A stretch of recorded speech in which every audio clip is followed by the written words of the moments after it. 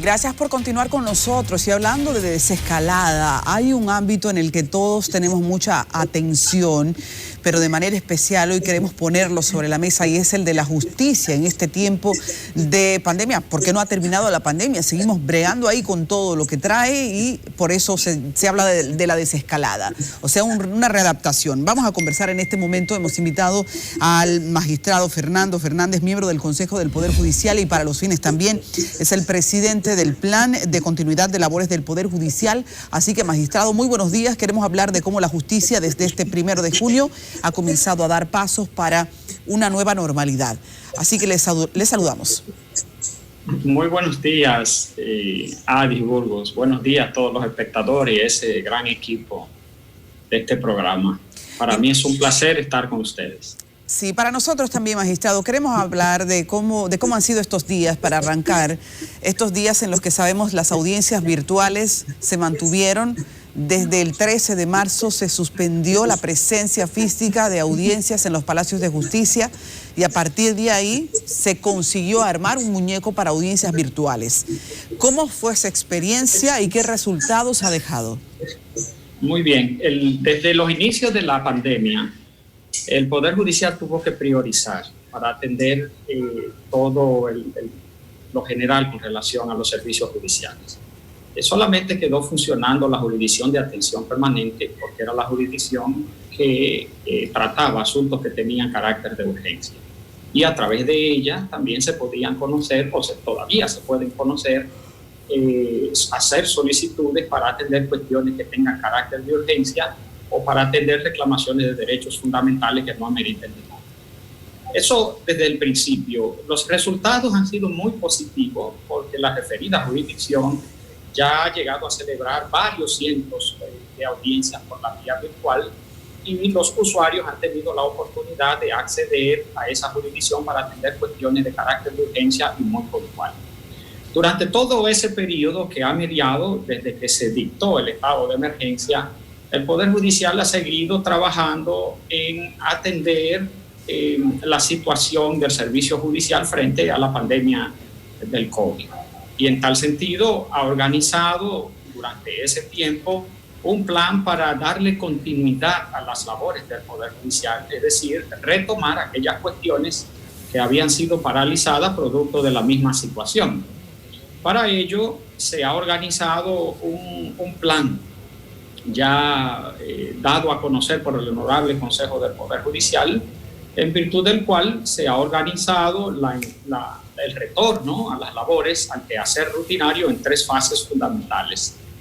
Estas fases son bastante sencillas y su contenido puede apreciarse en el documento, en la resolución 04-2020 dictada por el Honorable Consejo.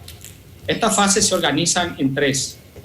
Hay una fase inicial que procura atender cuestiones que tengan características de urgencia, pero esta vez con una mayor visión que la que se había concebido cuando se puso en funcionamiento la Jurisdicción de Atención Permanente para que le diera continuidad a solicitudes de carácter de urgencia.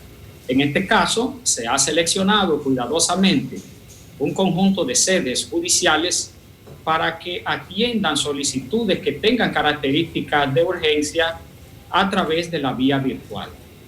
Como ustedes saben, la vía virtual se ha convertido en la herramienta que ha permitido desarrollar este tipo de trabajo para evitar el contacto físico personalizado que produce el servicio judicial. ¿Qué cambios fundamentales, magistrado, vemos a partir de este lunes? Comenzamos a tener desde un 1 de junio, que ya ustedes habían planificado fuese una fase importante de transformación. Así es. Desde el 1 de junio se le da inicio a esta primera fase, pero exclusivamente para atender cuestiones que tengan características de urgencia, específicamente para atenderlas por la vía de la virtualidad y en sedes muy específicas que contiene la resolución 004-2020. Ok, esas sedes, ¿cuáles son? Bueno, si revisamos el documento, vamos a tener el listado. Porque es importante que la gente sepa que entonces para servicios puntuales esas sedes sí tienen ahora apertura. Sí, claro. El edificio de la Suprema Corte de Justicia para los asuntos urgentes de este alto tribunal y del Consejo del Poder Judicial, el edificio de las Cortes del Distrito Nacional en el Centro de los Héroes el edificio que contiene las cámaras civiles y comerciales de Santo Domingo, y a eso me refiero a la provincia de Santo Domingo, las edificaciones que contienen sedes judiciales en el municipio de Santo Domingo Oeste, que pertenece a la provincia también, Palacio de Justicia de San Pedro de Macorís, Palacio de Justicia de la Altagracia, de La Romana, de San Cristóbal, de San Juan de la Maguana, de Barahona, de Montecristi y de Puerto Plata. Se ha discriminado en esas sedes. Son muchos. En esta fase inicial. ¿Y qué protocolos para el acceso a los palacios de justicia veremos ahora? Porque es importante que la gente sepa que no es arrancar para el Palacio de Justicia solamente, sino que hay que cumplir ahora con unos requisitos mínimos y máximos. Pensemos todos, ¿cuáles son? Bueno, lo primero es que para atender una cuestión que pueda ser servida de manera presencial, es decir, para la recepción, si el usuario quiere hacer una solicitud de manera presencial, debe ingresar al portal www.serviciojudicial.gov.do y una vez ahí puede hacer su cita para hacer depósito de cualquier solicitud por la vía presencial, o puede muy bien contactar al correo electrónico contacto@serviciojudicial.gov.do, o muy bien puede marcar el teléfono asterisco 3191 y el 1-809-231-91. Las citas hay que programarlas para la recepción de documentos. A través de esos contactos que le acabo de proporcionar, el usuario puede hacer su cita y hacer acto de presencia en cualquiera de las sedes que están enumeradas y que hemos mencionado previamente. Cuando hablamos de audiencias, antes de dar inicio a la fase inicial, ya el Honorable Consejo del Poder Judicial había programado la preparación de todas las sedes y la creación de un protocolo para personarse. Se toma en cuenta, evidentemente, el distanciamiento físico del usuario, pero además, a través de las citas, nos aseguramos que no comparezcan un número indeterminado de personas a buscar el servicio. Al mismo tiempo, se exige el uso de las mascarillas y tomar procedimientos de profilaxis. Al mismo tiempo se han tomado precauciones para hacer jornadas de limpieza mucho antes del inicio del 1 de junio de esta fase inicial, para que el usuario, cuando llegue a través de la cita a buscar este servicio o hacer depósito de algún tipo de documento, pues encuentre ya una sede que ha sido higienizada, tomando los parámetros para evitar la proliferación de este virus. A nivel administrativo, ¿con qué cantidad de personal ustedes han decidido esta fase arranque? Se ha discriminado en dos aspectos. El primero es un grupo de servidores judiciales que va a trabajar a través del teletrabajo. Este es un tipo de trabajo remoto. Hay un grupo seleccionado que va a estar en las sedes dando servicio a los usuarios que requieran una atención presencial de conformidad con lo que se ha descrito en la fase inicial. Que dicho sea de paso, quiero decirle que no es que están abiertos todos los servicios de manera presencial a través de la cita.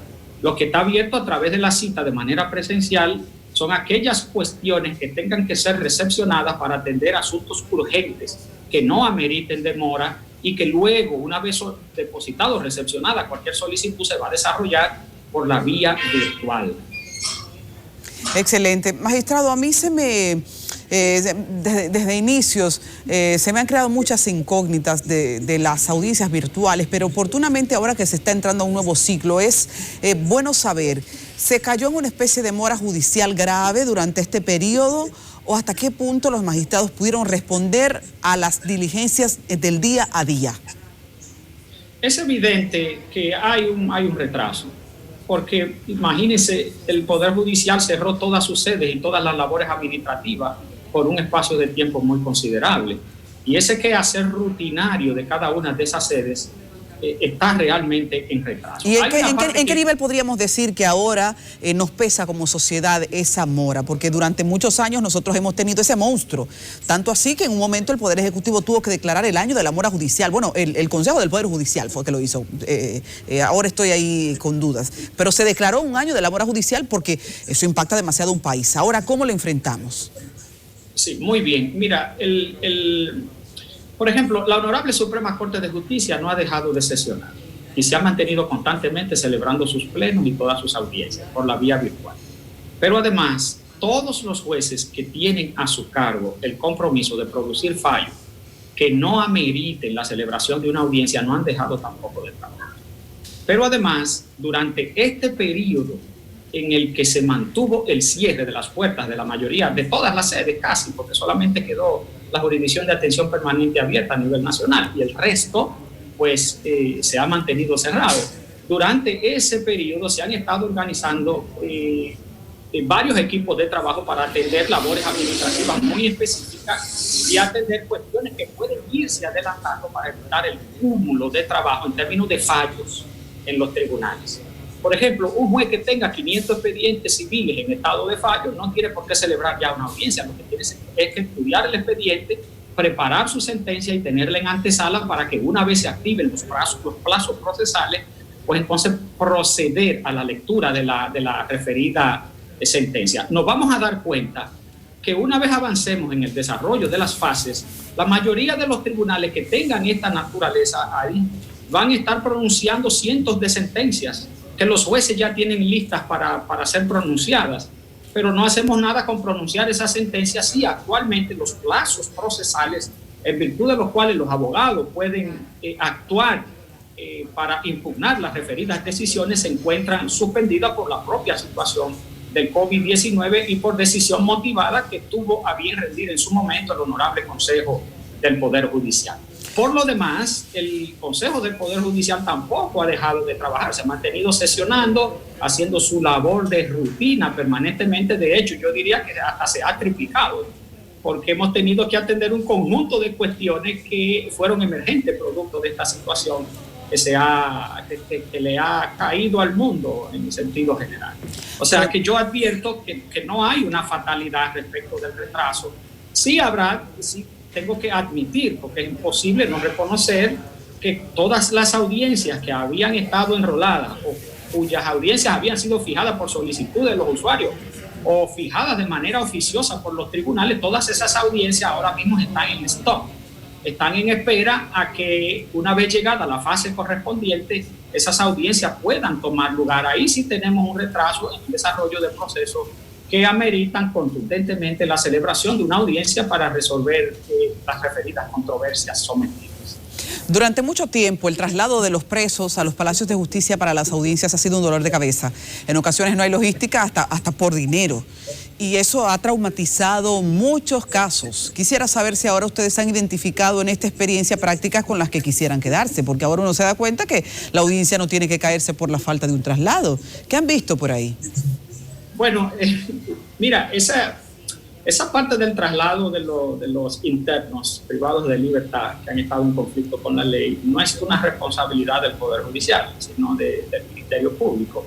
Sin embargo, esta experiencia nos ha enseñado a nosotros que a través de la virtualidad se puede aprovechar y economizar muchos recursos. Claro, con el peso tiempo que esto tiene para el Poder Judicial, yo creo que cualquiera de las partes puede darse por aludida y hacer recomendaciones públicas ahora. Sí, claro. El conjunto de documentos que ha venido dictando el Honorable Consejo del Poder Judicial, todos han sido sometidos a consultas públicas y nosotros hemos atendido las recomendaciones que está haciendo la comunidad jurídica a nivel nacional en cada una de las pautas que estamos dictando para atender esta situación del COVID-19. Inclusive para nosotros es una gran oportunidad para recibir ideas que han sido implementadas en la mayoría de los instrumentos que estamos dictando para hacer viable la forma en que el servicio judicial se está manejando en estos momentos. ¿Cómo cuáles ideas? Comparta con nosotros algunas de esas innovaciones. Bueno, sí, claro. El Honorable Consejo del Poder Judicial acaba de dictar una resolución que contiene normas y principios para el manejo y el servicio judicial. Y en el referido documento se contiene una modalidad de servicio judicial que consiste básicamente en servir la justicia, administrar justicia a través de la virtualidad. Cuando se discutió los pros y los contras de cambiar entre un modelo y el otro, es decir, el tradicional modelo de la presencialidad de los tribunales para la celebración de las audiencias y los conocimientos de los procesos jurisdiccionales y la posibilidad de hacerlo a través de medios tecnológicos, hemos recibido cientos de aportes por parte de la comunidad jurídica en el sentido de qué va a suceder si el abogado no tiene acceso, por ejemplo, a medios tecnológicos para acceder a las plataformas y poder hacer sus solicitudes dentro del servicio judicial. ¿Qué sucede en aquellos casos con abogados que no tienen preparación en el uso de las herramientas? ¿Qué sucede si un abogado se niega a solicitar su servicio judicial a través de la vía virtual? ¿Qué sucede en aquellos casos en donde audiencias que ameritan comparecencia de muchas personas al mismo tiempo? ¿Cómo se van a manejar esas circunstancias dentro de una plataforma que permita hacer interacciones? Todas estas observaciones que vienen del público y que hemos recibido y analizado en equipos de trabajo, hoy en día somos capaces de darles respuestas muy puntuales. Y nos hemos dado Eso cuenta. suena muy interesante, magistrado. No quiero que se nos vaya el tiempo sin escuchar algunas de esas respuestas, porque eso suena muy interesante. ¿Qué harían en el caso de un abogado que se resista al uso de la tecnología porque él considere que constitucionalmente eso no es un mandato? Bien, como se trata de crear una modalidad para el servicio judicial, no así de crear un procedimiento, porque el Honorable Consejo del Poder Judicial no está dando paso para cambiar ningún tipo de procedimiento, sino más bien para crear medios modernos, tecnológicos, que permitan hacer el mismo ejercicio que se hace en la cotidianidad a través del uso de la tecnología. En aquellos casos donde el abogado se resista a utilizar los medios que el Poder Judicial pone a su disposición para hacer sus solicitudes dentro del servicio judicial, se ha hecho consignar en la resolución de normas y principios que dicha modalidad tiene un carácter facultativo. Es decir, el abogado tendrá la oportunidad de elegir si va a mantener el tradicional estandarte de manejar el servicio judicial a través de la vía presencial o si puede hacer uso de la vía virtual. Le quedará a opción del usuario dentro del sistema. Y en el caso... De esta manera, Adi, nosotros estamos seguros que vamos a convencer a la comunidad jurídica de que el uso de las tecnologías para la administración de justicia tiene mayores ventajas que desventajas para todos los usuarios, y de manera gradual vamos a ir observando el conjunto de ventajas y de aprovechamiento del tiempo y de recursos que realmente podemos lograr con el uso de la tecnología para administrar justicia como una piedra angular para convencer a la comunidad jurídica que esto es posible y que esto es viable. Quiero ponerte un ejemplo, Ari. Imagínate un abogado que tenga 5 audiencias en un día, una en La Romana, una en Higüey, una en San Cristóbal, una en la provincia, una en el distrito. A través del uso de la tecnología, este abogado puede celebrar sus 5 audiencias en el mismo día, sin tener que trasladarse a esos lugares. Pero esto no es un invento. Ya hay cientos de audiencias, estamos hablando de miles ya de procesos que se han conocido por la vía virtual durante este proceso a nivel nacional y en todos los departamentos. Esto está interesantísimo, magistrado, un tema sin desperdicios. No obstante, nos han dicho que se acabó el tiempo. Quiero escucharlo finalmente decirnos cuáles son los retos del Poder Judicial en este momento. Bueno, en este momento el Poder Judicial se encamina y está dando pasos firmes para hacer un cambio de paradigma en la administración de justicia en la República Dominicana. Ya no se trata de que el COVID en este momento ha obligado al Poder Judicial a crear este tipo de modalidad para atender el servicio judicial, sino más bien que desde hace ya un año el Honorable Consejo del Poder Judicial ha venido trabajando en un programa integral para transformar todos los aspectos que convergen dentro de la administración de justicia en un cambio de paradigma sin precedentes. Te estoy diciendo, Avis, que estamos trabajando todos los ejes que intervienen en la administración de justicia para cambiar la justicia dominicana y hacerla más eficiente, más oportuna y que le llegue a tiempo para, de una vez por todas, enfrentar aquella frase que tanto se menciona de que justicia tardía deja de ser justicia. Muchísimas gracias al magistrado Fernando Fernández. Tiene el peso de dirigir la comisión que ha mantenido las labores del Poder Judicial en un momento tan difícil, así que queremos agradecer que esté con nosotros y que nos presente toda esa vislumbre, porque hay mucho futuro en digitalizar servicios. Magistrado, muy buenos días. Un placer para nosotros. Feliz resto del día. Así está el Poder Judicial. Le seguimos los pies y les presentamos a ustedes esto y más en breve.